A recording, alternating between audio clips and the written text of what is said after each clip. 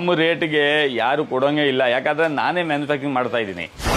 Pure copper bowl ತೋರಿಸ್ತೀನಿ ನಿಮಗೆ. ಮಸಾಲೆ ಬಾಕ್ಸು ಇದು ಇವಾಗ ಹೊಸದು ಬಂದಿದೆ. ಮಸಾಲೆದು ಕ್ವಾಲಿಟಿ ನೋಡಿ, ಈ ಲೋಟದಲ್ಲಿ ಕ್ವಾಲಿಟಿ ನೋಡಿದ್ರೆ ಈ ಥರ ಕ್ವಾಲಿಟಿ ಎಲ್ಲೂ ಸಿಕ್ಕೋಂಗೆ ಇಲ್ಲ. ಇದು ನೋಡಿ ಫಿನಿಶಿಂಗ್ ನೋಡಿ, ಅಡುಗೆ ಮಾಡೋದಕ್ಕೆ ಇದು ನೋಡಿ ಇಂಥದ್ದು. ಇದು ನೋಡಿ ಎಷ್ಟು ದಪ್ಪ ಇದೆ ಕಡಾಯಿ.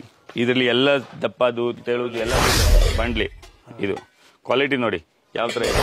ಇದು ಹೋಟೆಲಲ್ಲಿ ಕೊಡ್ತಾರಲ್ಲ ಬಿರಿಯಾನಿ ಬಾಲ್ ಇದೆಲ್ಲ ಅಷ್ಟಲಕ್ಷ್ಮಿ ಚಂಬು, ವರಮಹಾಲಕ್ಷ್ಮಿ ಹಬ್ಬಕ್ಕೆ ಯೂಸ್ ಮಾಡ್ತಾರೆ.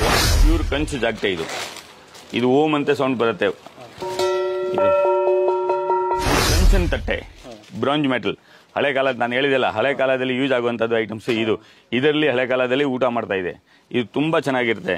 ಇದ್ರದ್ದು ಪ್ಯೂರಿಟಿ ಚೆಕ್ ಮಾಡಬೇಕಾದ್ರೆ ಓಮ್ ಅಂತ ಸೌಂಡ್ ಬರುತ್ತೆ. ಹಂಗೆ ಉಡಿದ್ರೆ ಓಮ್.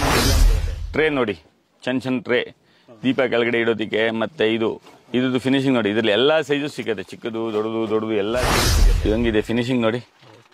ನೋಡಿ ಕುಂಕುಮ ಡಬ್ಬಿ ಯಾವ ತರ ಇದೆ ನೋಡಿ. ಇದೆಲ್ಲ ಥ್ರೆಡಿಂಗ್ ಇದೆ. ಎಷ್ಟು ಚಿಕ್ಕ ಐಟಮ್ಗೆ ನಾವು ಥ್ರೆಡ್ ಮಾಡಿಬಿಟ್ಟು ಎಷ್ಟು ಚೆನ್ನಾಗಿ ಮಾಡಿದ್ವಿ ನೋಡಿ. ಹಿತ್ತಾಳೆದು ಕಾಫಿ ಫಿಲ್ಟರ್ ಇದು ನೋಡಿ, ಈ ತರ ಇದೆ. ಇದರಲ್ಲಿ 3-4 ಸೈಜ್ ನೋಡಿ. ಇದರಲ್ಲಿ ಒಂದು 10 ಸೈಜ್ ಇರುತ್ತೆ, ಒಂದೊಂದಲ್ಲಿ 10 ಸೈಜ್ ಇರುತ್ತೆ. ಇದೆಲ್ಲ ಕೈ ಗಂಟೆ. ಇದು ನೋಡಿ ಫುಲ್ ಗಂಟೆಗಳೇ ಇದೆ. ಇಷ್ಟು ಕ್ವಾಂಟಿಟಿಯಲ್ಲಿ ನಾವು